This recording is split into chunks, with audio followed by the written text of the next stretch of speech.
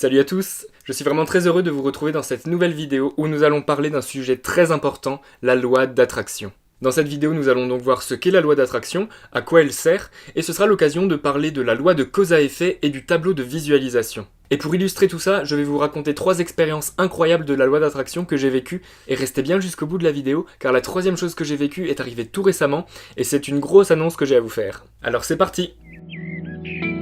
En transition douce vers la décroissance, de la remise en question à la mise en pratique. La loi d'attraction, c'est quoi? À mon sens, ce sont les opportunités qui arrivent exactement au moment où nous sommes prêts à les recevoir. Et ça n'a rien de magique, d'ésotérique, ni de superstitieux. Je crois qu'en fait c'est de la pure logique. La première raison qui me fait penser ça, c'est le pouvoir de notre attention. Le fait de diriger nos pensées pour se rendre attentif à quelque chose en particulier. Par exemple, regardez cette image. Je vous laisse quelques secondes pour retenir 10 objets rouges. C'est parti, vous pouvez mémoriser 10 objets rouges. Encore un peu de temps. Voilà, et maintenant que c'est fait, essayez de citer seulement 5 objets verts. C'est pas possible? Vous ne les avez pas vus parce que vous n'avez pas attiré votre attention dessus. Si les objets verts représentaient vos rêves ou vos objectifs, comment pourriez-vous les réaliser si toute votre attention est attirée vers les objets rouges qui seraient les routines du quotidien? Et vous avez déjà certainement pu vivre des exemples de loi d'attraction tout simples. Par exemple, si un de vos proches a acheté une nouvelle voiture, eh bien vous allez voir ce modèle de voiture partout autour de vous. Ou bien encore quand vous apprenez un nouveau mot qui tout d'un coup vous apparaît quand vous lisez un livre ou quand vous l'entendez dans une conversation. Alors qu'avant vous ne l'entendiez pas et vous n'y prêtiez pas attention. Bien sûr, nous ne pouvons pas tout maîtriser, notamment les éléments extérieurs comme les autres personnes ou bien les circonstances. Et c'est ça qui me fait penser que la loi d'attraction est le juste équilibre entre le pouvoir de nos pensées et les surprises de la vie, que certains appelleraient les hasards ou les coïncidences, ou encore les signes. À l'époque, je croyais vraiment fort au hasard, et pour moi, les choses qui arrivaient étaient vraiment des coïncidences, c'est-à-dire que les éléments étaient un petit peu indépendants les uns des autres et se rejoignaient comme ça ponctuellement pour créer de nouvelles choses. Mais ça, c'était sans prendre en compte la loi de cause à effet. Et cette loi est pour moi étroitement liée avec la loi d'attraction. Elle en fait même partie, à mon avis. Avec la loi de cause à effet, il n'y a plus de hasard et plus de coïncidence. Chaque chose se passe parce qu'elle a été initiée par des pensées qui s'est convertie en actes, et ces actes ont des conséquences. Ça ne signifie pas que nous pouvons tout expliquer, mais ça signifie que les choses n'arrivent pas par hasard, qu'elles arrivent parce qu'il y a eu des événements antérieurs qui ont fait qu'elles se sont produites. Alors voici comment je relie la loi de cause à effet à la loi d'attraction. J'ai des pensées claires qui me font faire des choix alignés et qui rendent alors mes actes cohérents. Par rapport à mes pensées dans la loi d'attraction, je me mets en fait dans un état d'esprit d'une réussite ou d'un accomplissement de quelque chose. Prenons par exemple un état d'esprit défaitiste.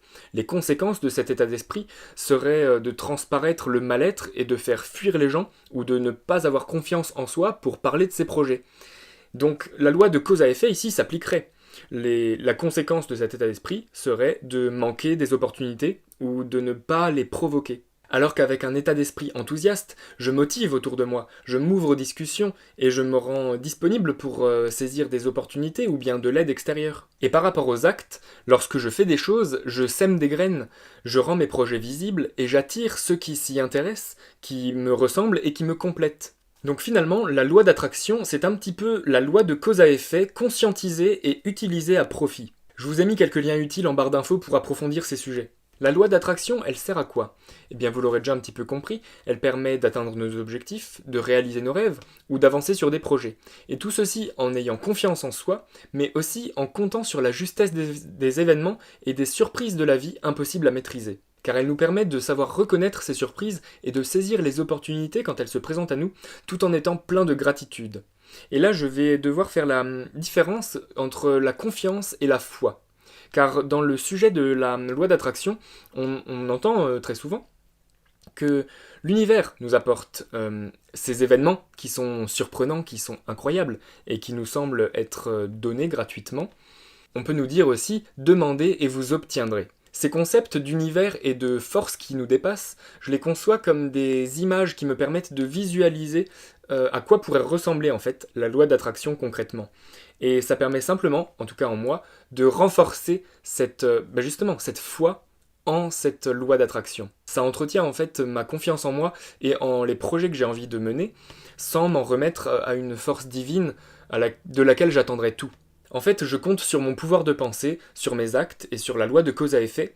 Je sème ainsi des graines, mais je ne sais pas quels fruits je vais récolter, et c'est ça qui est magique. Donc pour clarifier ma définition de la confiance et de la foi, pour moi la confiance c'est plutôt le fait d'être serein par rapport à une situation, plutôt liée avec une interaction avec quelqu'un d'autre, par exemple d'avoir confiance en quelqu'un ou de pouvoir déléguer quelque chose à quelqu'un et du coup lui faire complètement confiance et je serai serein. Alors que la foi c'est plutôt croire très fort en quelque chose, plutôt lié à mon monde intérieur, par exemple un désir d'accomplir quelque chose et le fait de me sentir vivant. Donc la loi d'attraction, c'est un peu de tout ça. C'est de la logique, par la loi de cause à effet sur laquelle nous pouvons intervenir, mais c'est aussi de la magie, par rapport à toute cette foi que l'on met dans nos projets, dans nos rêves, et qui se réalise grâce à des événements extérieurs que nous ne maîtrisons pas. Et je vais maintenant vous raconter les 3 expériences les plus incroyables que j'ai vécues de la loi d'attraction, et ce sera l'opportunité de parler du tableau de visualisation, et aussi de la grosse annonce que j'ai à vous faire à la fin de cette vidéo.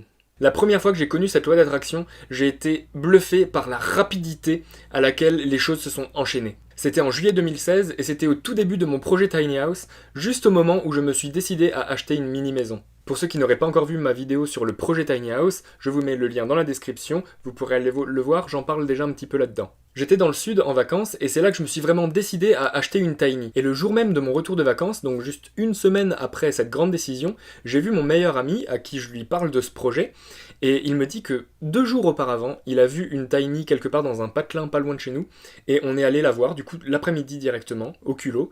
Et j'ai pu la visiter directement, ce qui m'a permis de tout de suite pouvoir me rendre compte de l'aménagement d'une tiny, et ça s'est fait, mais dans une fluidité et une rapidité incroyables. Car en plus d'avoir pu visiter une tiny dans un délai très court et sans que je fasse aucune recherche moi-même, il s'agissait en fait exactement de la tiny du constructeur que j'avais eu au téléphone la semaine précédente pour parler un peu de projet quoi.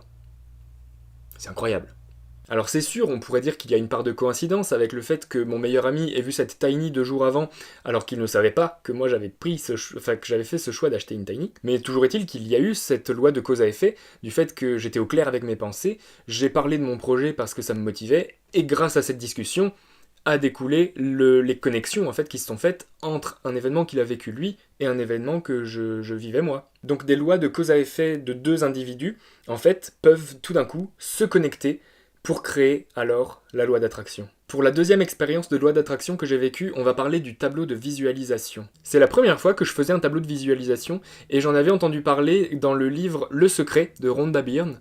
Je vous mets aussi le lien en description. Le tableau de visualisation, c'est en fait un moyen d'entretenir notre attention dirigée vers un certain but, ou vers certains objectifs ou certains rêves. Il s'agit en fait de récupérer des images ou des mots-clés de choses qui sont importantes pour nous, qui représentent nos rêves, nos objectifs, ce qu'on a envie d'atteindre ou d'accomplir, et de les coller sur un tableau, donc ça peut être un tableau en liège avec des punaises. Ce tableau de visualisation doit être affiché à un endroit où vous passez souvent, où vous pouvez le voir régulièrement dans votre journée, car l'idée est en fait de provoquer la loi d'attraction. Il y a 2 avantages principaux à ce tableau, et le premier est inconscient. Le fait qu'il soit visible le plus souvent possible, vous allez toujours avoir un œil qui se jette dessus. Et même si vous n'y prêtez pas une grande attention, sa présence est là, ces images sont là, et votre inconscient les imprime régulièrement.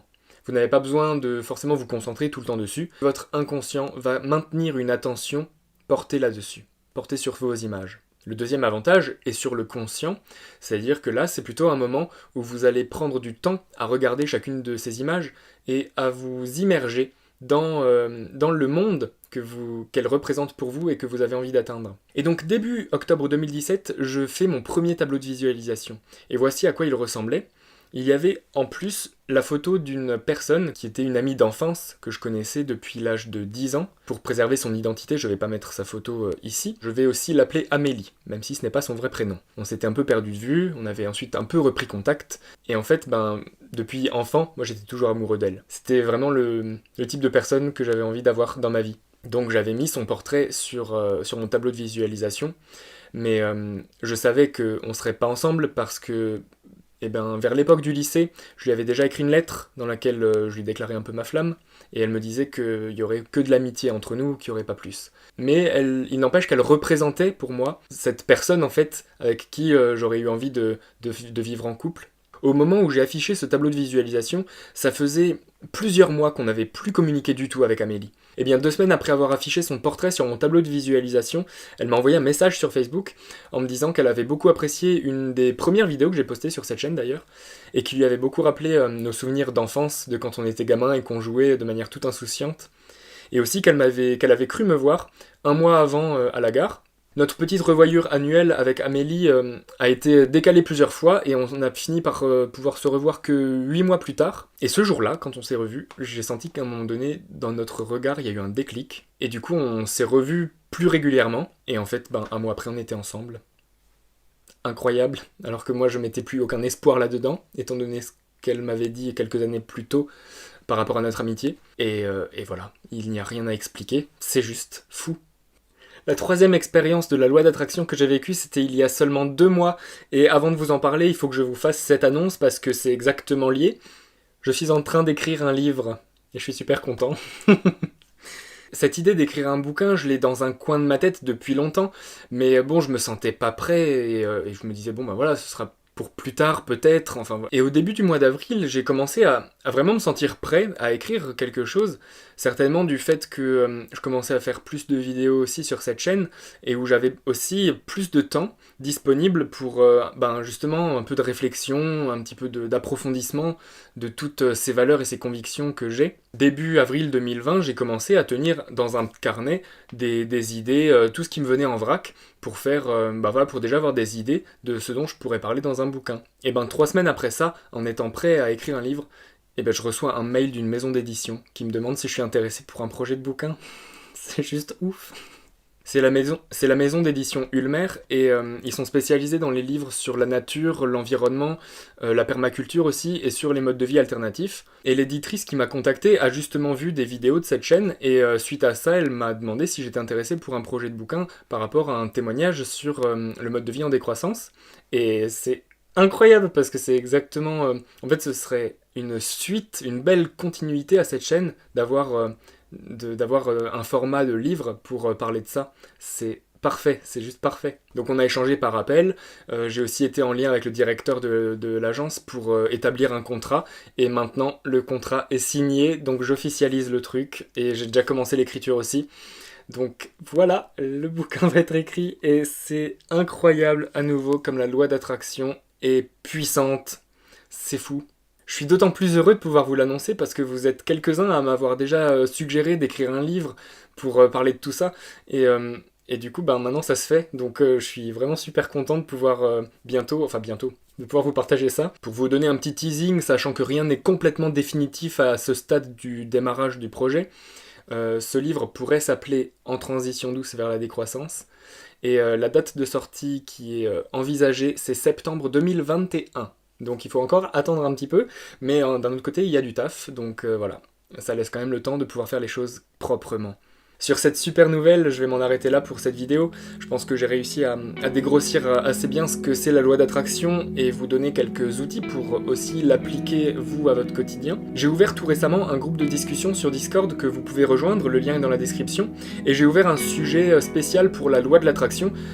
Comme ça, vous pouvez continuer d'échanger aussi entre vous. N'hésitez pas à laisser même dans les commentaires vos témoignages ou bien vos questions. Je ne manquerai pas d'y répondre. Le groupe Discord, c'est vraiment plus pour que vous l'appropriez et que vous puissiez vous partager aussi des infos entre vous et créer vos connexions entre vous, quoi. Je remercie toujours et infiniment du fond du cœur tous mes tipeurs qui me sont réguliers et tous les nouveaux tipeurs. C'est toujours une telle joie de se sentir soutenu en fait. Et donc si vous voulez vous aussi valoriser tout ce travail que je fais sur cette chaîne, vous pouvez le faire sur mon compte Tipeee, le lien est aussi dans la description.